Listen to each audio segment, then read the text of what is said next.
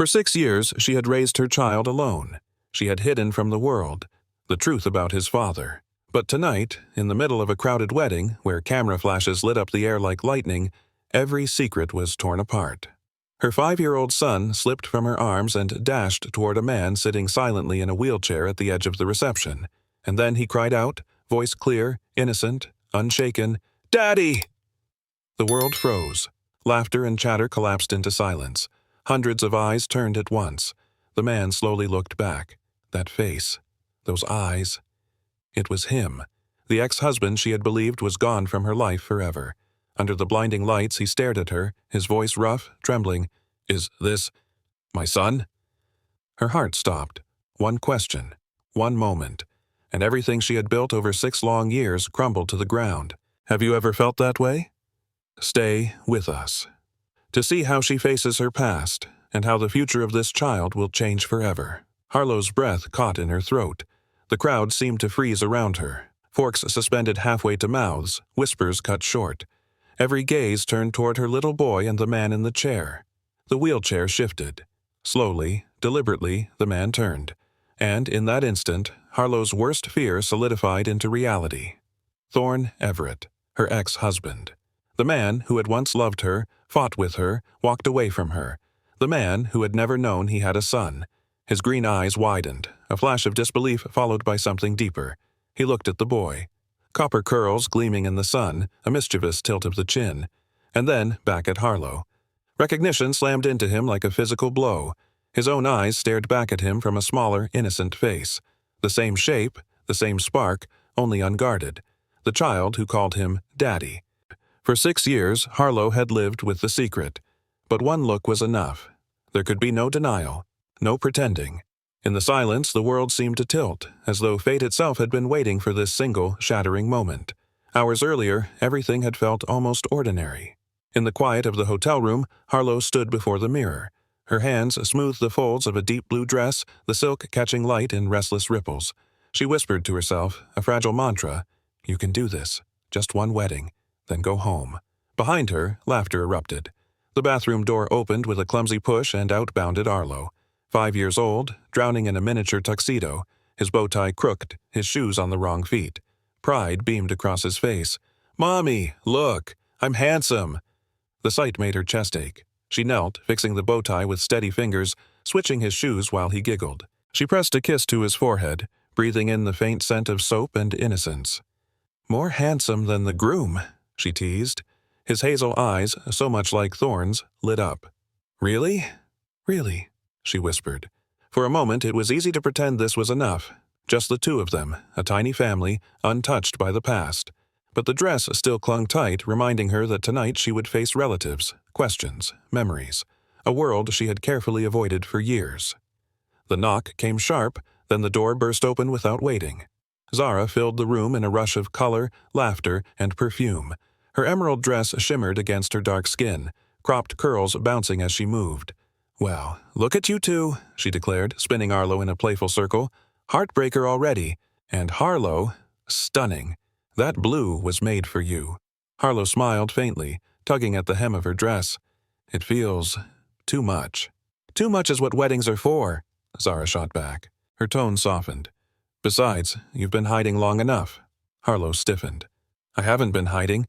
I've been raising my son, building my career. From your apartment, avoiding holidays, saying no to anyone who tries to set you up."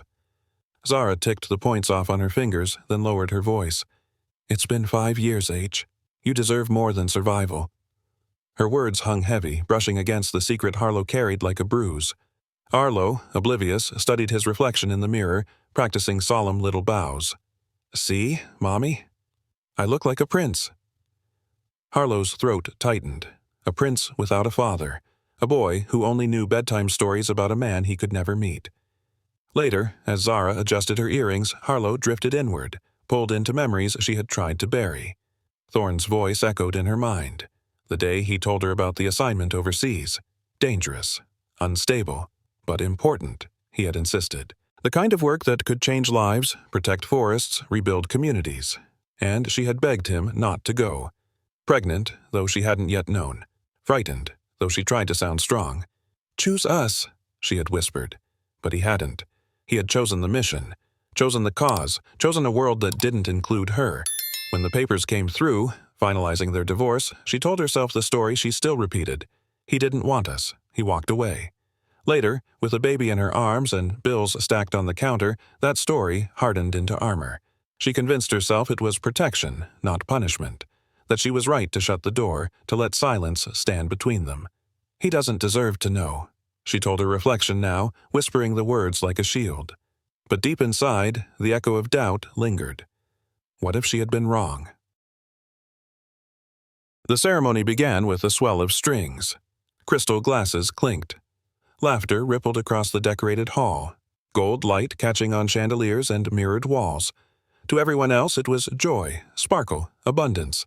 To Harlow, it was a minefield. She kept Arlo's small hand locked inside her own. Whenever he tugged to wander, she squeezed tighter. "Stay close," she whispered, forcing a smile for anyone who looked their way. The questions always came at gatherings like these. Who is his father? Does he look like someone we know? Is he visiting for the summer? Harlow had mastered evasive answers, a polite laugh, a gentle turn of the conversation. But inside, shame and fear knotted her stomach. Arlo leaned into her side, wide-eyed at the towering cake and glittering dresses. "Mommy, it's so pretty," he whispered. "Yes, baby. Pretty," she echoed, but her gaze darted constantly, scanning faces, searching for exits. The music soared. Voices rose with champagne toasts. Around her, happiness sparkled. Inside her, dread thickened.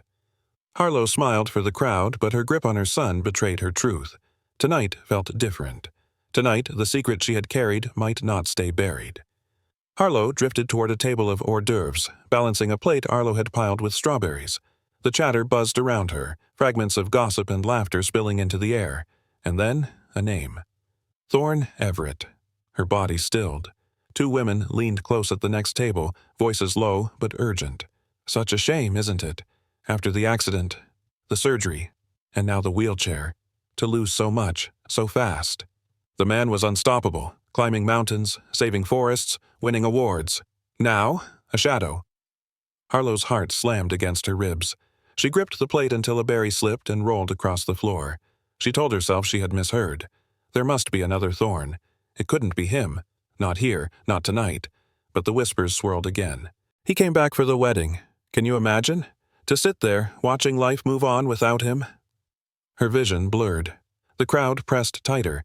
The music dulled into a muffled hum. Arlo tugged her sleeve, but she barely felt it. Only one thought screamed inside her head. Thorne was here. The man she had tried to erase from her life had walked, or wheeled, back into it.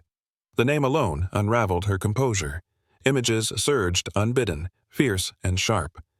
Thorne Everett, once larger than life, scaling cliffs with bare hands, wading into floodwaters to drag strangers to safety, standing before crowds with a voice that stirred hope and fire. He had been fearless, relentless, a man the world admired. A man she had once believed would stand beside her forever. Now she pictured him differently, trapped in a chair, movements limited, pride stripped.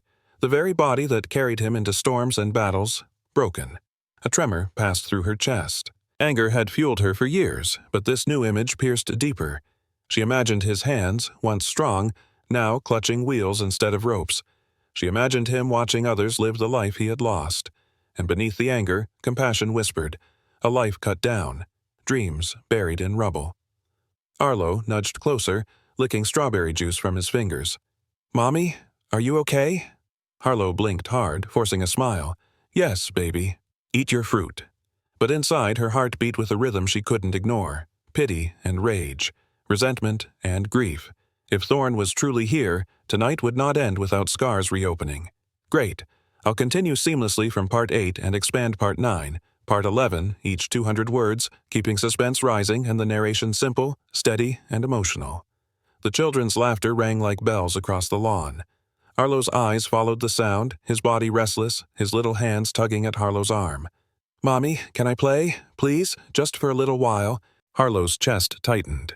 The image of other children running free clashed with the secret she fought to keep hidden. She bent low, brushing her fingers across his cheek. "Stay near me," she said. "Promise me you'll stay where I can see you." He grinned, already half-turned, his tuxedo jacket flapping like wings. Promise." Her heart stuttered as she released him. Watching his small figure dart toward the cluster of children, she forced her breath to steady. But unease lingered, sharp and insistent. She scanned the crowd, every stranger's face a threat, every corner a trap. Zara appeared at her side with the 2 glasses of champagne, eyes following Arlo's darting steps. "He'll be fine," she murmured. Arlo nodded, but the knot in her stomach only tightened. She folded her arms, gaze never leaving her son. Even in the golden haze of music and laughter, shadows pressed close. Something in her bones warned her. Tonight was already slipping out of her control. Zara nudged Harlow toward the edge of the crowd, away from eager relatives and their probing questions. "You heard the whispers too, didn't you?" Zara said softly. "He's here. Thorn." Harlow's grip on her clutch bag tightened. "If it's true, then I need to keep my distance. For Arlo's sake. For mine." Zara's gaze held steady. "Or maybe this is the moment you stop running. Secrets don't stay buried forever, not when a child's involved." Heat rose in Harlow's chest. "You think I haven't tried to protect him? You think I haven't carried this alone?" Zara shook her head. "I think you're still carrying pain that belongs to both of you." The words cut deep. Harlow wanted to argue, but her throat burned. She thought of Thorn as he used to be, alive, unstoppable, untouchable. She thought of the accident, the wheelchair, the whispers of pity. "No," she whispered finally, shaking her head. "He doesn't get to walk back into our lives just because fate brought us to the same wedding. He lost that right long ago." Zara said nothing more, but her silence pressed heavier than words. The reception roared with joy. Music lifted into the night glasses raised in glittering toasts. Around them, the celebration swelled. For a brief moment, Harlow allowed herself to breathe. She turned to answer a cousin's polite question, her eyes flicking back to Arlo's spot. Empty. Her pulse spiked. She scanned the lawn. The group of children scattered like birds darting between tables and flower beds. Arlo was not among them. Arlo, her voice sharpened tight with alarm. No answer. She pushed past a laughing couple, eyes darting to the dance floor, the buffet line, the candlelit corners. Still nothing. Arlo? Louder, now panic rising. Zara caught her arm. "What's wrong? He's gone. I can't see him." Harlow's words broke her chest heaving. The music drowned her cries, the crowd oblivious. But in Harlow's ears the silence was deafening.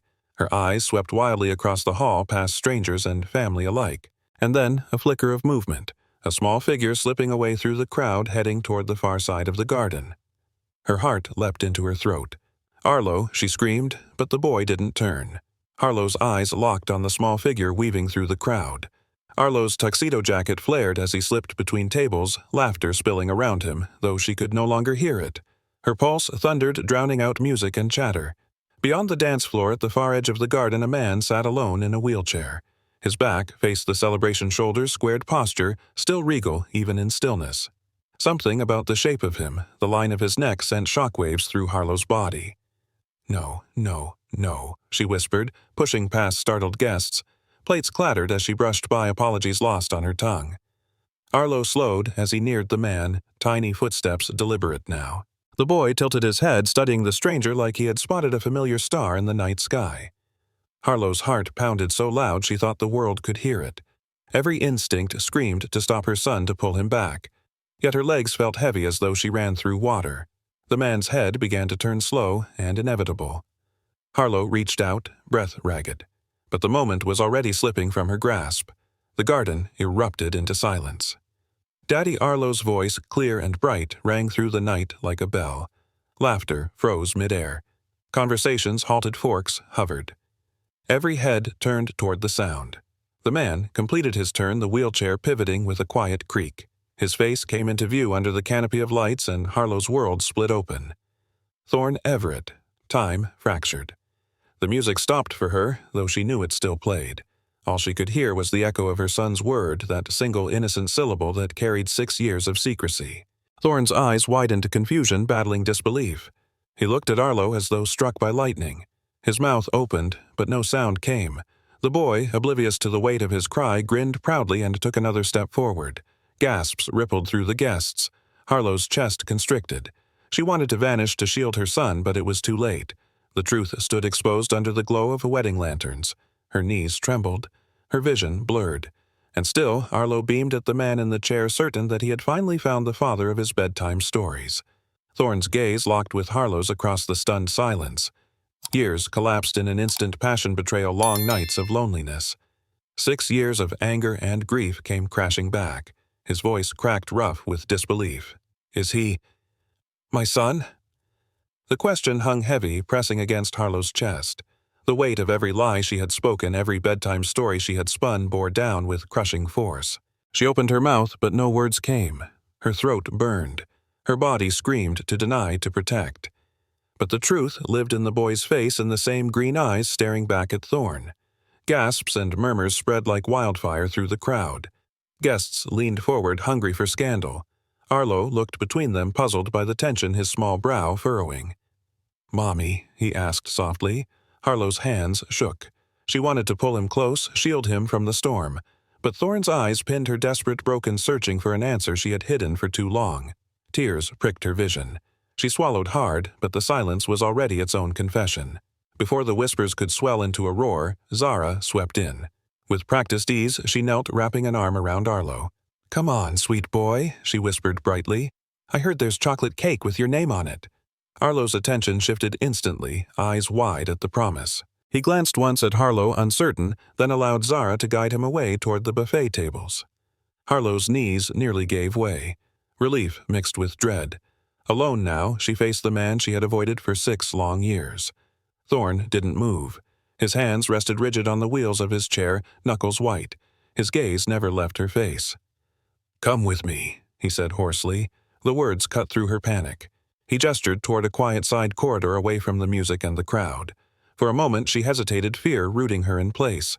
Then, with no other choice, she followed. They slipped into a small waiting room off the hall. The door clicked shut behind them, sealing them away from the celebration.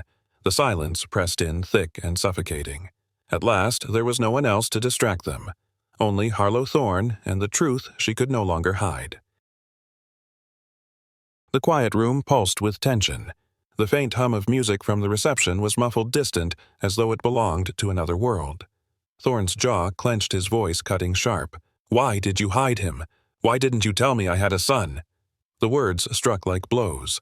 Harlow's chest rose and fell in ragged bursts.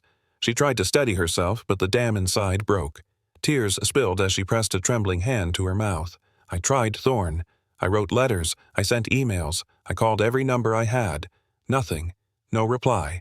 No trace of you." Her voice cracked, heavy with years of hurt. "I thought you chose to disappear. I thought you left me before you even knew about him." Thorne's eyes blazed, grief mixing with fury. But Harlow kept going, her words tumbling out like confession. "You don't understand the nights I held him and told him stories. The times he asked about his father and I had nothing but silence to give him. I believed you abandoned us. I had no choice but to protect him from that pain." The silence between them ached like an open wound. Thorne's hand slammed against the armrest of his chair, the sound sharp in the quiet. His voice broke into a roar, raw and unrestrained. "I never abandoned you. I didn't answer because I couldn't. Do you hear me, Harlow? I couldn't." His chest heaved, words spilling with rage and sorrow. "That mission, the landslide, buried our camp. Rocks, mud, everything. I was trapped for days. Days.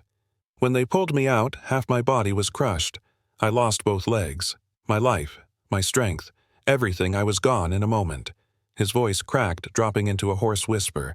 "And while I lay there fighting to breathe, you thought I had chosen silence. You thought I had left you."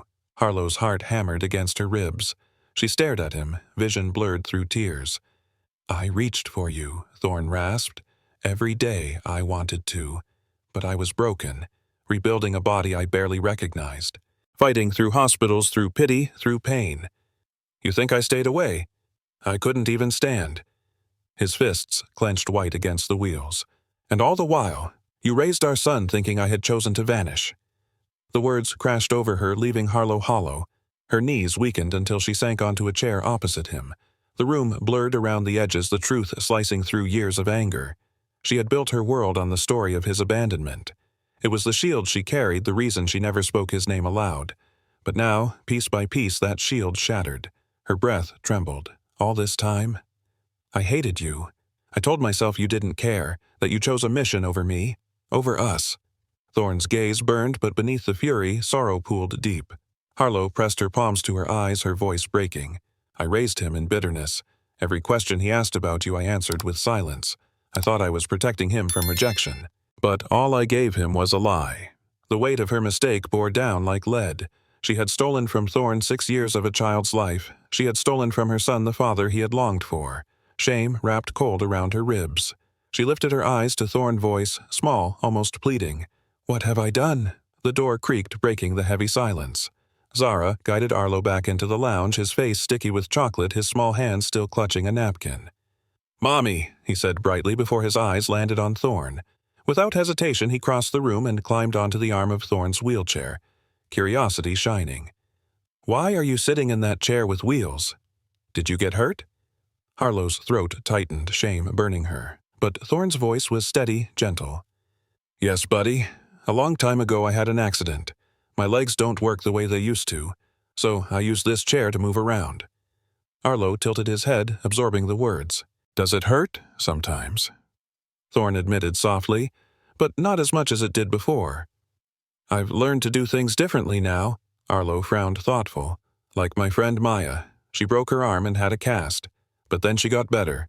Will you get better too?" Thorne paused, his eyes soft with sorrow and pride. "No, buddy, this injury is permanent. But it's okay.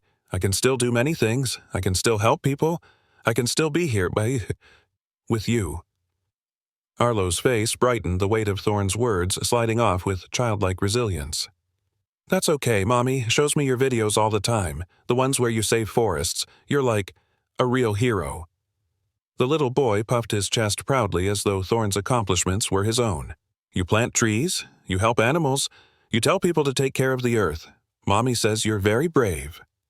Harlow's lips trembled. She had never expected her quiet choice showing Arlo those videos to matter so much now. Thorne's eyes turned glassy, his gaze flickering from his son to Harlow. There was wonder there, but also grief for the years lost. "You did that?" he asked, voice breaking. "You let him see me?"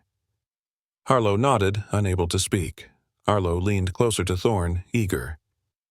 "I tell everyone at school that my daddy is a hero, but I didn't know you were real. I thought maybe you lived far, far away, like in the stories."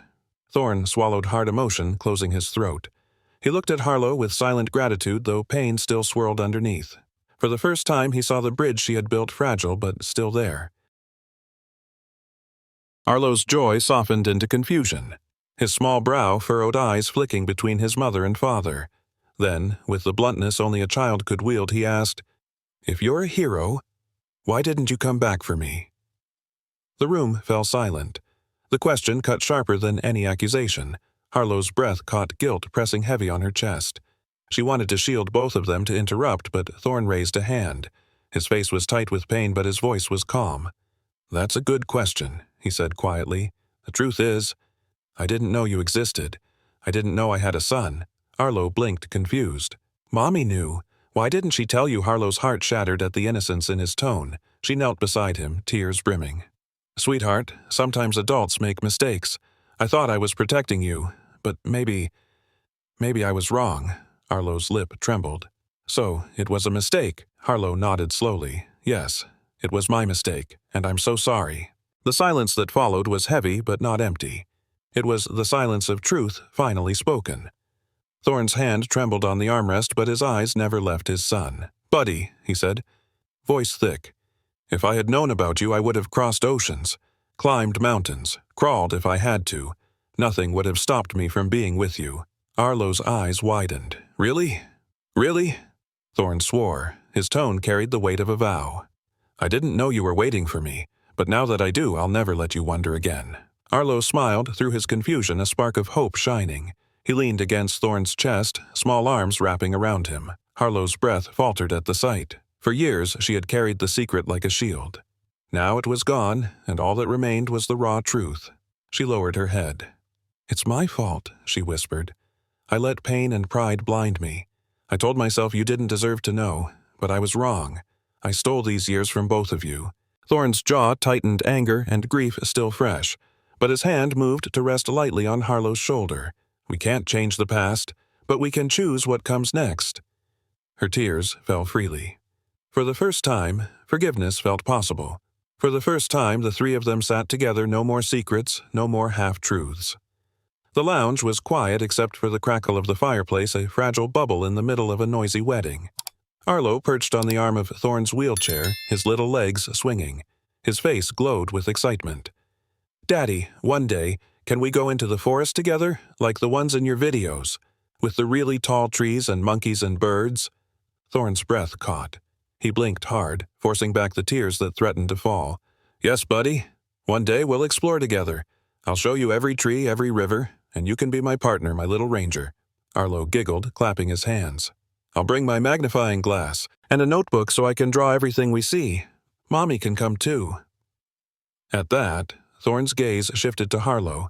Her chest ached as she watched her son light up with dreams he had never dared to voice before. For 6 years, she had carried his questions alone. Now, for the first time, Arlo had someone else to dream with his father. Harlow stayed quiet, her hands twisted tightly in her lap. Across from her father and son were already laughing about imaginary adventures. Thorne promised he would teach Arlo how to spot animal tracks. Arlo promised to share his secret stash of cookies. Their voices overlapped, easy and natural, as if the missing years had melted away. Zara slipped closer, her emerald dress catching the soft firelight. She leaned toward Harlow, speaking low so only she could hear. "That right there," she whispered, tilting her chin toward Thorne and Arlo, "that's what you both lost." The words pierced Harlow like a blade. She had fought so hard to protect her son from disappointment, from hurt, from the shadow of an absent father. Yet here he was alive with joy, his laughter echoing through the room. Her throat tightened. She felt both sorrow and relief colliding inside her. Relief that Arlo finally had the connection he had longed for. Sorrow that she had denied it to him for so long. Zara's hand rested gently on hers. "You can't get back those years," she murmured, "but you can choose what happens next." Harlow's heart pounded. Could she trust again? The laughter softened, giving way to a quieter moment. Thorne turned his eyes fixed on Harlow. His voice carried both steel and vulnerability. "Let me be clear," he said. "I don't want just stories or visits. I want to be his father, to be here, to share the burden you've carried alone." Harlow's stomach twisted. The words she had longed to hear, yet feared most, were now in the open. Her eyes darted to Arlo. He was happily leaning against Thorne's armrest, humming to himself, oblivious to the storm between the adults. That innocence made the decision heavier. "What if you can't stay?" she whispered, her voice trembling. "What if he gets used to you and then you're gone again? He's only just found you. I can't let him break all over again." Thorne leaned forward, his hand gripping the armrest tightly. "I can't change the past, Harlow, but I can promise the future, if you'll let me. Give me the chance to be the father he deserves." Her chest rose and fell, torn between fear and hope. The past screamed of betrayal. The present begged for caution, but her son's shining eyes whispered only one word: yes. Before Harlow could answer, Arlo made the choice for them. With sudden, unfiltered affection, he threw his little arms around Thorne's waist, pressing his cheek against his chest. "I want you in my life, Daddy," he whispered. "Please don't go away." The words shattered the last defenses around Thorne's heart. His body shook as tears spilled down his face. Years of loss, pain, and silent longing poured out in a single moment of release. He lowered his trembling hand, resting it gently on his son's back, afraid that if he held too tightly the boy might vanish. Harlow covered her mouth, her own tears blinding her. She had dreamed of protecting her child, but she had never imagined this, her son's desperate plea spoken so openly, so bravely. Thorne's tears fell into Arlo's hair. His voice was hoarse but steady. "I'm not leaving, buddy. Not ever again." The weight of 6 years collapsed, leaving only raw love in its place. When they stepped back into the garden, the wedding carried on as if nothing had happened. Music still played, champagne still flowed, and guests still danced beneath strings of golden lights. But for Harlow Thorne and Arlo, the world had shifted. They walked together in a small circle of their own, untouched by the noise. Arlo clung to both of their hands, pulling them close as though afraid either might slip away. Whispers followed them, eyes lingered, but it no longer mattered. Harlow no longer cared about the curious stares or the sharp tongues of family. For the first time in years, she wasn't alone. Thorne's chair rolled steadily across the stone path, Arlo trotting beside him with excited chatter about chocolate cake and forest adventures. Harlow kept pace, her heart caught between fear and fragile hope. The world bustled around them, laughter glasses clinking, vows renewed. Yet they existed in their own quiet sphere, bound by something deeper than the noise. A family broken and mended, walking through the crowd unseen. Later, under the soft glow of lanterns, Thorne looked at Harlow with new determination. "I'm setting up a new office in Portland," he said. "Smaller than what I ran before, but close enough to be here with him. With you." Harlow blinked, startled. "Portland." "Why? Because this?" He glanced at Arlo, who was chasing fireflies across the grass, laughter carrying in the night. "This is what matters now. I can't get back the years I lost, but I can be here for the years to come." His voice trembled but held conviction. "This isn't about redemption in the world's eyes. It's about redemption with my son, about proving every day that I am his father." Harlow's throat tightened. The Thorne, she remembered, had been driven by ambition, by global causes. This man spoke of proximity, of presence, of home. The ache in her chest eased, replaced by something she hadn't allowed herself in years. Hope. Harlow stood beside him, watching Arlo's laughter float into the night. A fragile smile touched her lips, but fear lingered like a shadow. "You make it sound simple," she murmured, "but it won't be. You're still Thorne Everett. The world expects things from you. Fame, money, sacrifice. Can you really walk away from that?" Thorne's gaze was steady. "I've already lost everything once. None of it matters without him, without us." Her heart twisted. She wanted to believe him, but memories of nights spent alone, of bills unpaid, of a baby crying in the dark, whispered caution. Trust was a fragile bridge built slowly, easily broken. Yet, when she looked at Arlo, she saw the dream reflected in his eyes. A father by his side, a family whole again. Harlow drew a shaky breath. "If we do this, Thorne, it won't be easy. Money, trust, the past. It could tear us apart again." He nodded. "Then we'll face it together." And for the first time she let herself imagine it, not just survival, but something greater. A future that belonged to all three of them. Arlo skipped back, his small hand slipping into theirs. One into Harlow's palm, one onto Thorne's. He looked up at both of them with a smile so wide it seemed to light the night. "Now I have both," he whispered. "Mommy and Daddy." Harlow's chest ached, her tears falling freely. Thorne's fingers tightened around his son's hand, his own tears glistening in the lantern light. For the first time in years, the word family felt real. The music swelled behind them, the wedding moving forward, but in that small circle of three a different vow was made. Not spoken before an altar, but carved in the quiet joining of hands. A mother's sacrifice, a father's redemption, a child's innocent hope. Sometimes secrets shatter families, but sometimes truth has the power to heal what was broken. And sometimes, the longest journey is the one that leads us back to each other. If this story touched your heart, don't forget to subscribe. More stories of love, loss, and hope await, stories that remind us that even in the darkest moments, healing is possible.